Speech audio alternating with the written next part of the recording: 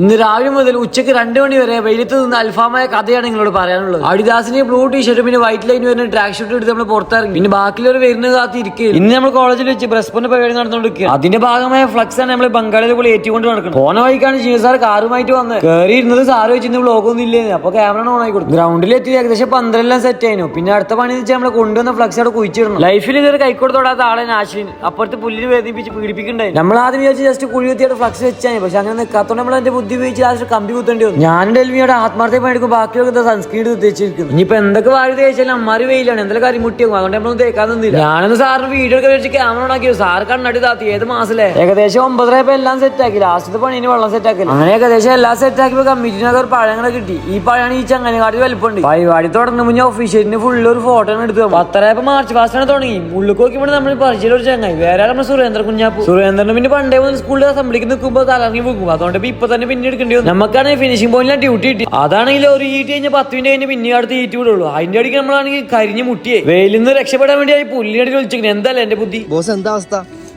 മുത്തേ കുറച്ചുകൂടി കഴിഞ്ഞ അൽഫാമാവും. നമുക്കെല്ലാവർക്കും ചൂടൊക്കെ ഈ 2 നായ്ക്കൊക്കെ മനാലി പോയ ഫീൽ എന്ന് പറയുന്നത്. എന്നാലും ഓപ്പോസിറ്റ് നിൽക്കുന്നതുകൊണ്ട് നല്ല ഭാഗ്യമുണ്ട്. നമുക്ക് ഇടയ്ക്ക് ചായ എന്തെങ്കിലും കിട്ടും. ഇന്നത്തെ ഓട്ടം മത്സരത്തിൽ എനിക്ക് ഏറ്റവും ഇഷ്ടമായ ഓട്ടം ഇനി ചീമപ്പന്നിന്റെ ഓട്ടം. ഏകദേശം എല്ലാം പരിപാടി കഴിഞ്ഞപ്പോൾ ഉണ്ണിക്കൂട്ടം കോടെല്ലാം ചൂടിയായിരുന്നു CBSE കുട്ടികളെ പോലെ. ഏകദേശം 2 മണിയപ്പോൾ പരിപാടി കഴിഞ്ഞപ്പോൾ നമ്മൾ വെറുതെ സാറ് പുള്ളിക്കാരൻ വന്നിട്ട് 25 കൂടി 4000 രൂപ കൊടുത്തു ബിരിയാണി. അപ്പൊ തന്നെ നമ്മളെ ചെറുക്കുണിയിൽ ന്യൂ ബ്രദേഴ്സ് പോലെ ബിരിയാണി ഓർഡർ ആക്കി നമ്മളെ കഴിച്ചു. ഇന്നത്തെ ബാക്കി നാളെ